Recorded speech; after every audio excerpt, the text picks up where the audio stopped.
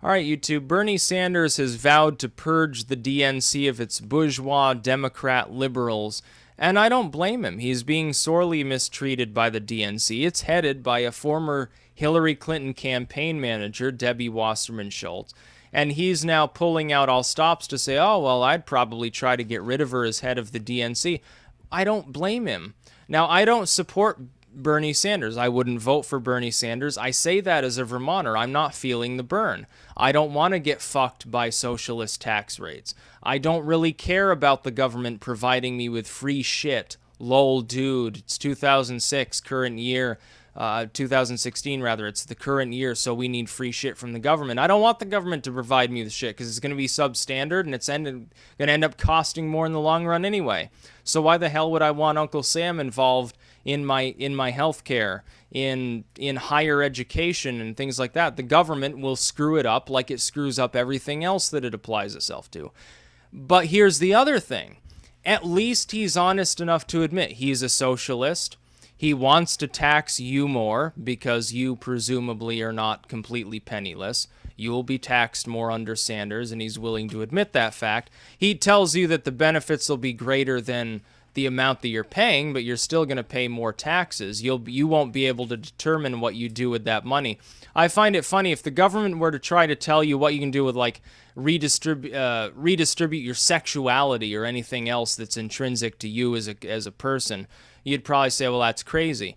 But when it comes to money, all money is a medium of exchange. That's the result. You get it for your labor. Why should the government be able to redistribute the fruits of your labor? Bernie Sanders believes that it should. People like Obama and Clinton do. Even people like Trump, to a lesser extent, think the government should take more of what you earn, distribute it to various programs that you don't even necessarily support. I think that's ludicrous. I think it's nonsense. But as far as Sanders goes, insofar as we're talking about his spat with the DNC, I would fully support him. He's right. He's being completely abused by the DNC. We saw, I believe it was in Nevada there, with the chairwoman basically taking an oral vote, shutting it down, and awarding everything to Clinton. Even when he wins a race, he gets fewer delegates than Hillary Rodham Clinton. And I think that's quite clearly unfair. There are an increasing number of people within the Democratic Party who understand that it's unfair, and I will not be surprised when Hillary Clinton almost inevitably becomes the Democratic nominee. Barring an absolute catastrophe in the superdelegates come a possible contested convention. If she should be contested and win, or if she should win outright, I expect a large proportion of those supporting Bernie Sanders to abandon the Democratic Party. Those that are far left, they're too far left for somebody like Hillary, they'll join the Green Party. Those that are they're more Bernie Sanders-esque, but at the same time they're not like anti-gun or something, they'll join Gary Johnson. The rest of them will either stay home or they'll lodge a protest vote by voting for Trump. And it is that point where Hillary Clinton will lose the general election. It will have barely begun, and she will have already lost any chance she has of winning. I understand what Trump's strategy will be in the general election. I already see him swinging towards it now.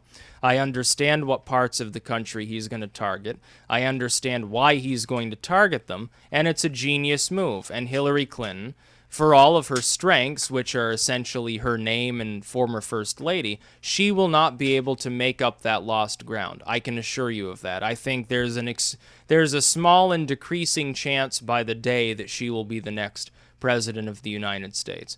We see, for example, Trump has already overtaken her on RCP in an aggregate. Now, I don't look at individual polls. If an individual poll shows Trump ahead 30 points, I'm not going to believe it. I'm not going to believe it if it says Clinton's up by a point or two. I'm only going to believe it if the aggregated total is something what I would expect. If it says that Trump's ahead by 0.2 of a point, Trump's ahead by about 0.2 of a point right now and rising, whereas Clinton is behind by 0.2 of a point and falling. Part of this is the way Bernie Sanders is being treated by the DNC. If the Democratic Party had treated him fairly, he would not have been able to use this as an issue to drive his support up, and he already would have dropped out by now.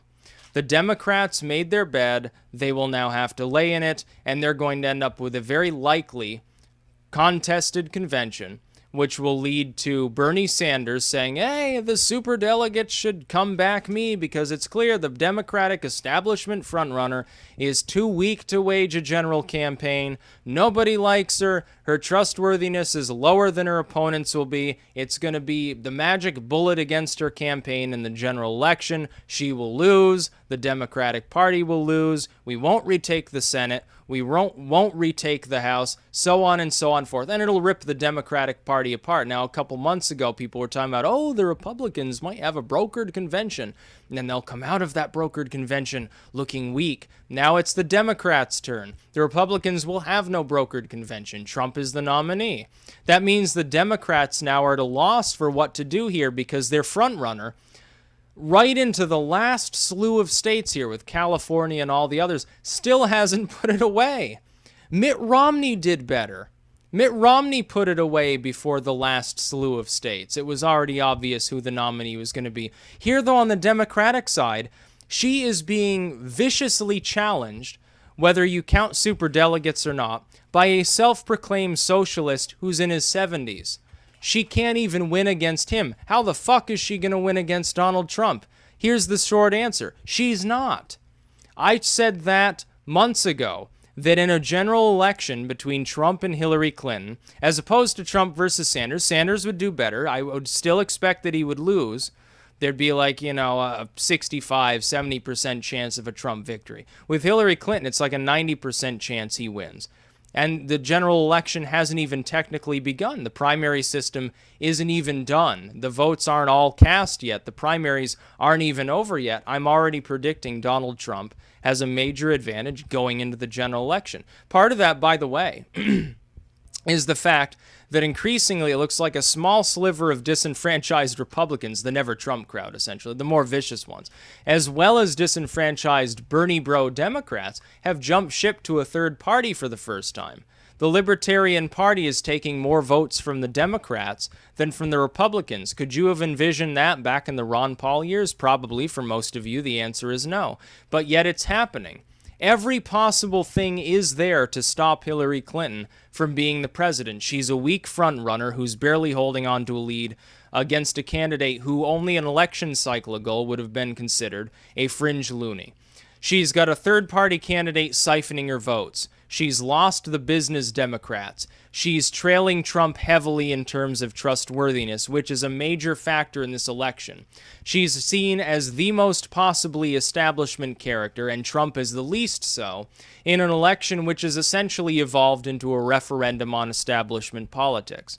It is not looking good for Hillary Clinton. You can dream up whatever electoral map you want. I have people every single day, both here and on 4chan and elsewhere, telling me Clinton is inevitable because of the electoral map.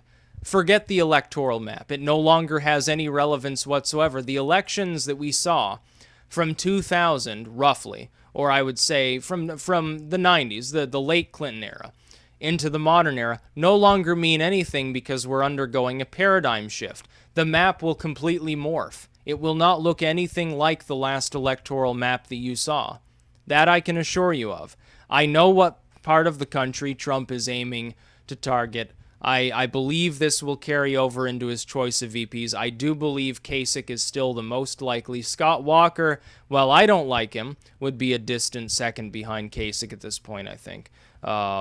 Scott Adams on the Dilbert blog alluded to this. He thinks it'll be Scott Walker. I hope not, because I think it'd be a piss poor choice. I think he would really fuck with Trump's capability of absorbing union votes. I think Kasich would be a better option, especially since he's from Ohio. But then again, whichever way, it's clear. He's going to, I believe, choose somebody from the Rust Belt or the Upper Midwest, the Lakes region. He's going to attack those regions most heavily. He's going to drive Hillary out of Pennsylvania. He'll drive her out of Michigan if he's capable of doing so. And stranger things have happened. Again, paradigm shift. Hillary is not Obama.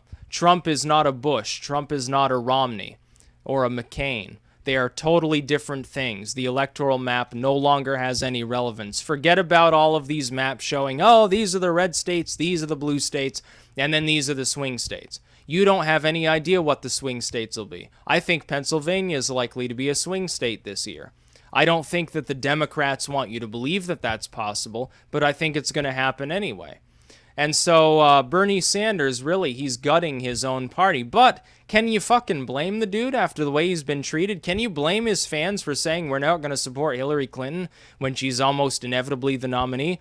If I were a socialist, if I were a Bernie bro, I liked him, I wouldn't back her either after seeing what she had done, after what her former campaign manager at the behest of the DNC had done. I wouldn't back her because I probably wouldn't like the idea of the Democratic candidate getting tens of millions from Wall Street or from a bunch of corporations that she happens to have made speeches for. I wouldn't like the fact that she was getting money from the Chinese or the Saudi Arabians. The Chinese with their human rights abuses. The Saudi Arabians, same thing, and constantly abusing the Western world at large and sponsoring terrorism around it. I wouldn't support her at all.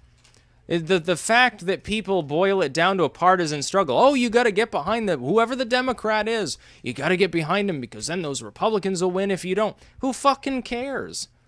Who fucking cares? The two-party system doesn't stand for anything anymore anyway. More people are realizing this. That's why third-party membership's rising.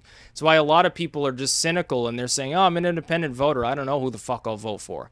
That's why a lot of people abandon the people like Jeb within the Republican Party. Jeb, the early frontrunner who was at like 30 before Trump got in, and back Trump. That's why Hillary Clinton's almost losing against a socialist. What reason on earth would anyone have for backing this crazy woman? I can't think of a single one. That's about all. Peace out.